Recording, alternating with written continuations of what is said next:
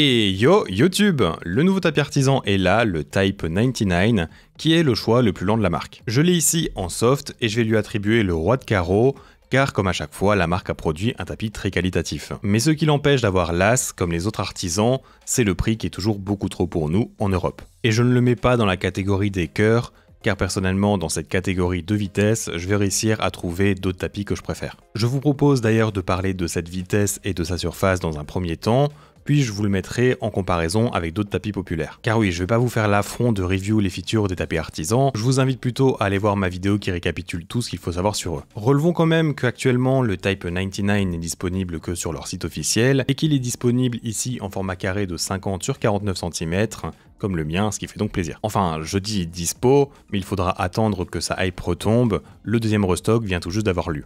Vous avez le choix entre noir, vert matcha, ou gris foncé genre anthracite comme ici. Une couleur qu'au passage j'apprécie beaucoup. Bien, enchaînons sur sa surface et sa vitesse maintenant, let's go. Alors, niveau surface, le Type 99 est donc du tissu plutôt classique, mais il arrive à se démarquer des autres par un tissage très fin qui lui offre comme une micro-texture très légère et uniforme. J'ai vu des gens le décrire comme étant doux et lisse, mais personnellement je peux pas dire que c'est le cas. Ce sont deux adjectifs que j'utiliserai plutôt pour décrire par exemple un Laanda Rise, et d'ailleurs on les mettra en comparaison en fin de vidéo. Je dirais que la glisse de ce tapis est smooth, il n'a pas de vrai ressenti sous les patins en dehors du frottement naturel. Mais dire qu'il est tout lisse serait un mensonge. Il est même un peu rêche je dirais, c'est pas abrasif en mode il va irriter votre peau, mais vous ressentez quand même une petite accroche du tissu. Il a cet aspect un peu synthétique en gros. Et d'ailleurs, c'est démontré par le fait qu'il ne se combine pas bien avec une grande majorité de manchettes, même la Lizardine Performance que je considère étant la meilleure en termes d'accroche. Je n'en ai donc pas utilisé sur lui, et cela ne m'a pas plus gêné que ça. Pour sa vitesse maintenant, comme je vous le disais, c'est le tapis le plus lent d'artisan, et c'est une grande victoire pour la marque d'enfin sortir un vrai tapis bien contrôle. Leur line-up est donc pour moi enfin complète en couvrant chaque catégorie de vitesse. Au passage, si vous voulez de l'aide pour situer la vitesse de différents tapis,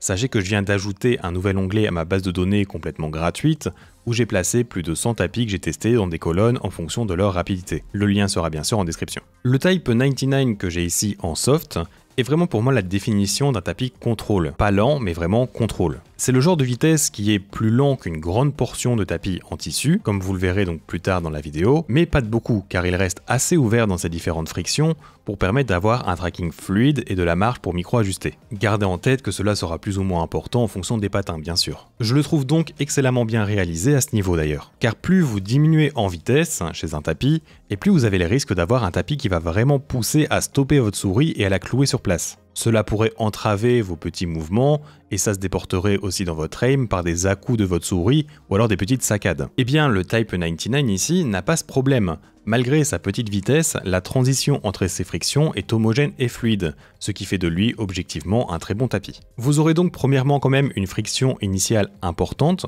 offrant donc une bonne stabilisation à l'arrêt. Ensuite, la friction dynamique sera, elle, contrôlée une fois en mouvement, c'est-à-dire que vous allez ressentir le frottement de la surface du tapis pour vous aider à retenir votre vitesse. Et pour la force d'arrêt, elle est présente sans être non plus trop imposante, elle n'est pas au point de vous faire sentir de la lourdeur en fin de glisse. Du coup, souvent, les tapis assez lents sont catégorisés comme étant dédiés au tac FPS ou des jeux qui se basent sur des flicks. Mais personnellement, je trouve que ce tapis peut très bien également convenir pour du tracking. Dans des cas où par exemple vous avez une aim assez tremblante, ou que vous êtes obligé de jouer avec une haute sensi pour différentes raisons. Car vraiment, il va littéralement vous aider à avoir un meilleur contrôle dans ces situations. Je ne peux pas le décrire mieux que ça en fait. Personnellement, après avoir observé tout cela sur mon soft, je pense pouvoir affirmer qu'avec le X-Soft, ce sont les deux fermetés les plus pertinentes pour ce tapis. Le mid, lui, devrait trop se rapprocher d'autres tapis, ce qui lui ferait perdre un peu son identité et sa place sur le marché. Il y a des alternatives, mais pas beaucoup comme ça pourrait être le cas pour d'autres tapis artisans. D'ailleurs, on va passer aux comparaisons avec 8 autres tapis. Mais avant ça, si mon contenu te plaît, n'hésite pas à t'abonner à la chaîne, ainsi que pourquoi pas parler de mon travail à tes mates ou tes potes. Sait-on jamais, cela pourrait également les aider à trouver le stuff parfait pour n'importe quel FPS compétitif. On arrive tout doucement aux 10 000 abonnés, ce qui est assez insane, donc si tu veux m'aider, n'hésite pas. La première partie des comparaisons va se faire avec des tapis où ça m'a été assez facile de voir qu'ils étaient plus rapides que le Type 99. Dans ce registre, la différence avec le Wallach SY01 est assez flagrante car c'est en effet le plus rapide sur mon bureau. Je viens de l'acheter donc je peux pas le comparer précisément, mais il va clairement plus se rapprocher dans la catégorie équilibrée que contrôle. Le suivant, le N-Game Gear EMC, lui a déjà une bonne différence en termes de ressenti de surface. Je vous disais que l'artisan avait comme ce tissage très fin et léger, ce qui n'est pas le cas du EMC, qui a une surface plus brute, plus large. Niveau glisse, on ressent plus de légèreté sur le EMC, c'est surtout ce petit ressenti d'accélération lorsque la souris commence à se déplacer. Là où sur l'artisan, la friction dynamique vous retient plus. Et pour le LGG Saturn Pro, qui va d'ailleurs bientôt revenir en stock chez Maxisport pour ceux qui l'attendent, et bien lui je dirais qu'il marche de la même façon que l'artisan, mais en étant sa version plus rapide, tout simplement. Il a ce même côté homogène, une transition naturelle dans les changements de direction, mais ce Saturn Pro a tout simplement moins de friction sur les patins, rendant sa glisse plus légère et un peu plus rapide que le Type 99. Personnellement, moi je vais préférer le Saturn entre les deux, car c'est plus le style de propriété que je préfère. Mais si vous vous basez vous plus sur un style de flic très précis, peut-être que le Type 99 sera mieux pour vous. Ça reste bien sûr de petites différences quand même, ne venez pas à penser qu'ils sont opposés en termes de rapidité. Concernant la surface en elle-même, le Saturn se place à mi-chemin entre le EMC et cet artisan. Il n'a pas ce tissage fin et serré. Et niveau fermeté, le soft de l'artisan est un peu plus ferme que celui du Saturn Pro.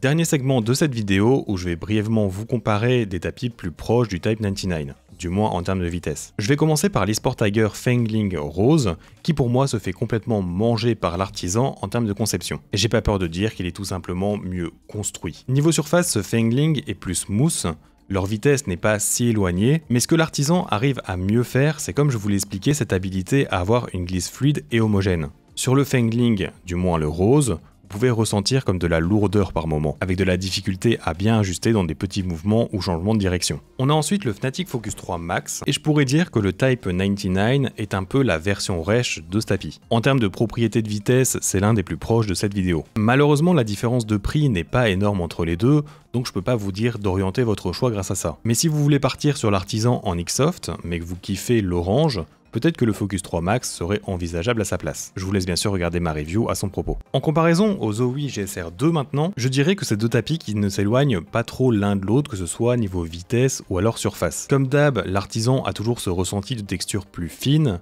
mais c'est bien moins flagrant en comparaison avec le EMC par exemple. D'ailleurs, j'ai pu me faire une observation assez similaire ici avec le GSR 2, c'est que d'une manière moins conséquente cependant, la friction dynamique plus faible est ce qui différencie le GSR2 du Type 99. Il y a plus de ressenti du frottement des patins sur l'artisan lors de la glisse, aidant donc un poil plus au contrôle. L'avant-dernier tapis est le Laonda Pels rouge. Alors, niveau texture, c'est deux tapis qui sont complètement différents. On a du tissu uniforme allant vers le lisse d'un côté, alors que le Pels, lui, a cette surface de type hybride, donc comme légèrement granuleuse. Mais par contre, niveau vitesse, je trouve pas ces tapis trop éloignés du tout. Pour moi, le choix se joue en fait surtout si vous voulez avoir du feedback sous les patins avec le Pels, ou alors quelque chose de plus smooth avec l'artisan. Car la vitesse en soi, selon les patins, ça peut faire passer l'un ou l'autre devant en fonction des différentes frictions. Et finalement, on clôturera cette vidéo en faisant une comparaison avec le Laonda Rise rouge. Et en fait, ces tapis ne sont pas vraiment proches.